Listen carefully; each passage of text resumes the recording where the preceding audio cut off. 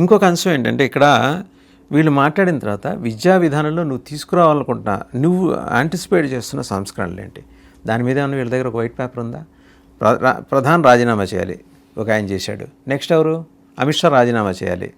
నిన్న ఖర్గే ఏం మాట్లాడతాడు? మనుస్మృతి గురించి ప్రస్తావన అక్కడ ఎందుకు వచ్చింది? ఆర్ఎస్ఎస్ అడ్వైజర్స్ కూర్చొని మినిస్టర్ ఆఫ్ ఎడ్యుకేషన్ నడుపుతున్నారని మాట్లాడాడు. మన తొలి విద్యాశాఖ మంత్రి ఎవరు? సౌదీ అరేబియా నుంచి వచ్చిన ముల్లా. ఆయన రాసిన విద్యా విధానం 70 ఏళ్ళు మనం దేక్కుంటూ పాక్కుంటూ రాసుకుంటూ చదువుకుంటూ రాలా? అప్పుడు లేని అభ్యంతరం ఇవాళ ఎందుకు వస్తుంది ఆయనకి? ఖర్గే కూడా అదే కదా చదివింది. ది గ్రేట్లు పాదుషాలు చక్రవర్తుల నుంచి అసలు వాళ్ళు ఎవరు, ఎక్కడి నుంచి వచ్చారు, వాళ్ళ ఎడారి మూలాలు ఏంటి, ఎడారిలో వాళ్ళు ఏం చేసుకొచ్చారని చెబితే వచ్చిన అభ్యంతరం కారణంగా పుట్టుకొచ్చిన ఒక ఉద్యమం, పుట్టించిన ఉద్యమం ఇది. అయితే ఒకటండి, మీరు ఉద్యమం ఎట్లా వచ్చింది ఏంటనేది మనం చరిత్ర చూసాము. దీంట్లో కొన్ని చూడలేదు, ఇవాళ తెలుసుకుంటున్నాం. కొన్ని కుట్ర సిద్ధాంతాలు ఉన్నాయి, ఎక్కడి నుంచి ఎవరు ఫండ్ చేస్తున్నారని, ఇది ఎట్లా పుట్టింది అనేది అది ఓకే, అది మనకి ఎస్టాబ్లిష్డ్ కాని విషయం కాబట్టి దాని మీద ఎక్కువ చర్చ. అంటే రమీలా థాపర్ మీకు ఎస్టాబ్లిష్ చేసిన ఎవరైనా కూడా కరెక్ట్ అంటారు.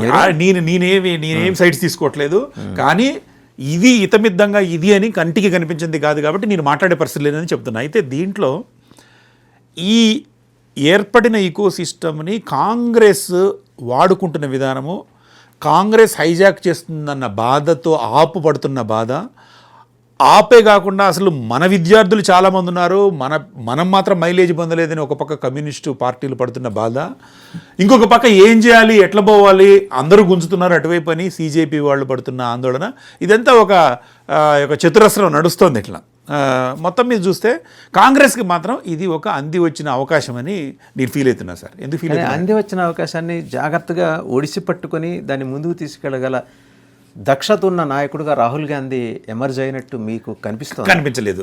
అయితే ఫస్ట్ రోజు జూలై 20న ముట్టడి, పార్లమెంటు ముట్టడి, అప్పటిదాకా ఆయన ఎక్కడున్నాడు, ఎటు వెళ్ళాడు అనేది తర్వాత చర్చ జరిగింది. అప్పటిదాకా జంతర్ మంతర్ వెళ్ళి హడావుడి చేయలేదు, కాంగ్రెస్ వాళ్ళు ఏం చేశారనేది కూడా ఒక ప్రశ్నార్థకమైంది. కానీ అప్పుడు ఆ రోజు ఒక క్రియేటివ్ ఎలిమెంట్తో ఆయన ముందుకు వచ్చాడని మాత్రం చెప్పొచ్చు సార్. ఏంటి, పార్లమెంట్ జరుగుతున్నా కూడా మమ్మల్ని పార్లమెంట్లో మాట్లాడేట్లేదు అని చెప్పి ప్రధానమంత్రి నివాసం ముందల ధర్నా చేశారు. అంతవరకు బాగుంది. కానీ ధర్నా తర్వాత పరిణామాలన్నీ కూడా ఒక పక్క సీజేపీ వాళ్ళు నడుపుతున్నారు, ఒక పక్క ఆమ్ ఆద్మీ పార్టీ నడుపుతుంది, ఒక పక్క వీళ్ళ డిమాండ్కి వాళ్ళ డిమాండ్కి కొంత తేడా ఉన్నది. ఫస్ట్ పిల్లలు అడుగుతున్నారు కాబట్టి ఆయన ప్రధాని రాజీనామానే మాకు ఇంపార్టెంట్ అని అన్నారు. పిల్లల ఉద్యమం అయిపోగానే ఏం చేయాలో అర్థం కాక ఇప్పుడు హోంమంత్రి రాజీనామా అని పెట్టారు. మధ్యలో ఆర్ఎస్ఎస్ అన్నారు. నిజానికి వాసు గారు ఆ చర్చ జరుగుతున్న సందర్భంలో మొత్తం డీటెయిల్గా చూసాను నేను. దాంట్లో శశి థరూర్ గారు తప్ప మిగతా వాళ్ళు ఎవరు కూడా ఒక ప్రయోజనకరమైన చర్చకు దారితీస్తున్నట్టు మాట్లాడాలి. ఎంతసేపటికి ఆయన ఏదో 3 విభాగాలు చేశాడు. ఒక స్టూడెంట్ అని, ఐడియట్ అని, అంధభక్త్ అని, రాహుల్ గాంధీ గారు ఏదో బైఫర్కేషన్ చేసి తను ఎవరితో అన్నట్టు గందరగోళం చేసి హోమ్ మినిస్టర్ రాజీనామా చేయాలని ఇదంతా వచ్చింది. అసలు చర్చ జరిగింది ఏంటి, చర్చకు పట్టుబట్టింది ఏంటి, మన విద్యా వ్యవస్థ మీద, పేపర్ లీకేజ్ మీద.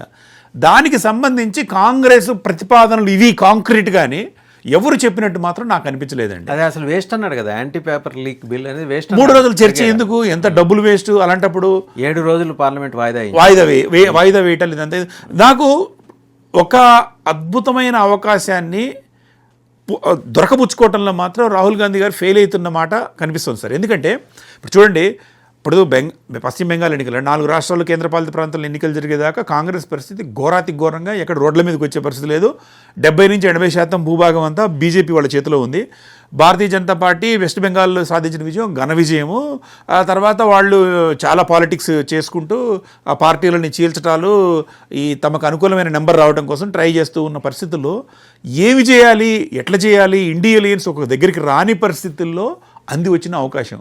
కానీ రాహుల్ గాంధీ గారు దీని మొత్తాన్ని ప్రతిపక్ష నాయకుడి హోదాలో కాకుండా ఏదో పార్లమెంట్లో ప్రతిపక్ష నాయకుడి హోదా అని చెప్పి మాట్లాడుతున్నారు, కానీ గ్రౌండ్లోకి వచ్చేసరికల్లా ఇది కాంగ్రెస్ సింగిల్ మ్యాన్ షో లాగా చేసుకుంటున్న మాట వాస్తవం కనిపిస్తుందండి. అది స్పష్టంగా కనిపిస్తుంది.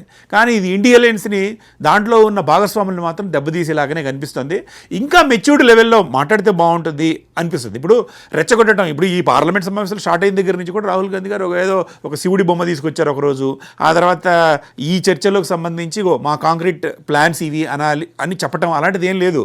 ఆయన ఎంతసేపటికి రెచ్చగొడుతున్నట్టు మాత్రం కనిపిస్తుంది.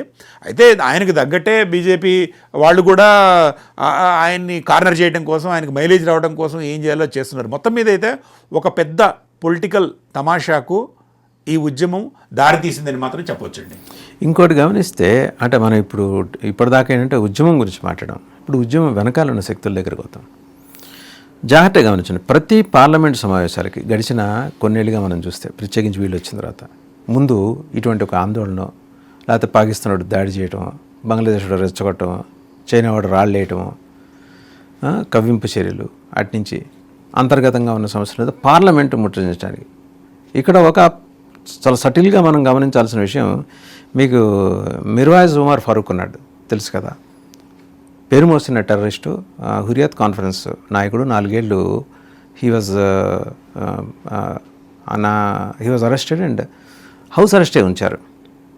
అటువంటి గొప్ప కాశ్మీర్ స్వాతంత్ర సమరయోధుని, అంటే ఆయన ఉమర్ అబ్దుల్లా గారి భాషలో తీసుకొచ్చి జంతర్ మంతర్లో 20వ తారీఖున ధర్నా తలపెట్టారు ఉమర్ అబ్దుల్లా గారు. 370ని మళ్ళీ దాని మీద ఒకటి, అండ్ ఇంకా స్వయం ప్రతిపత్తి, ఇంకా 2-3 కీలక లడాక్ అంశం, ఇవన్నీ తీసుకొచ్చి ఆయన దరిద్రమో మరి ఇంకోటో ఏమో కానీ జమ్మూ కాశ్మీర్లో వరదలు వచ్చి ఆ ప్రోగ్రాం ఆగిపోయింది.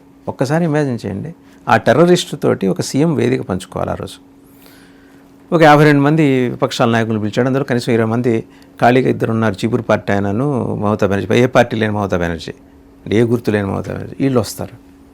వీళ్ళు వచ్చి జంతర్ మంతర్లో చేసే విన్యాసం, అదే రోజున వాళ్ళు చేయాలనుకున్న విధ్వంసం, ఈ రెండు కలిసి ఉంటే ఎంత ప్రమాదంగా ఉండేది. దేవుడి దయ వల్ల తప్పింది, ఏదో ప్రకృతి విపత్తు వల్ల తప్పింది.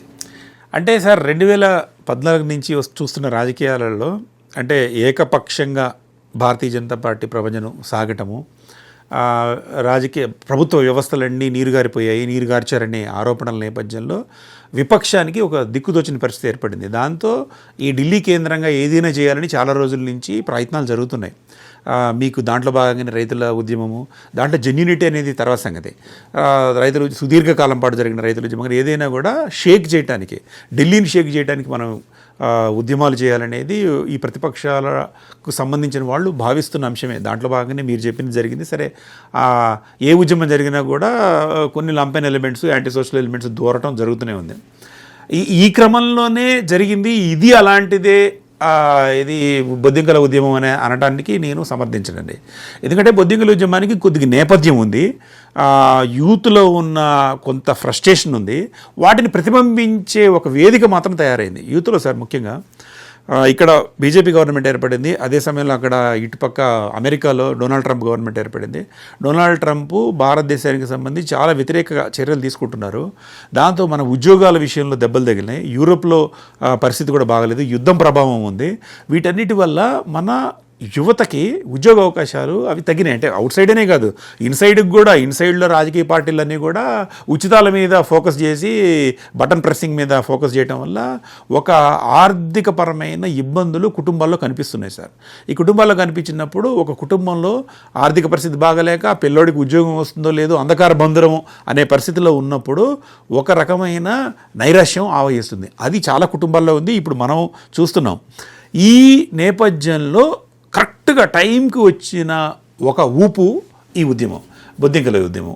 ఇది రాజకీయ పార్టీ అవుతుందా, ఏమవుతుంది ఏంటి అనే తర్వాత సంగతి అయినప్పటికీ కూడా ఒక కదలికను మాత్రం ఇది తీసుకొచ్చిందని మాత్రం చెప్పొచ్చు. నేను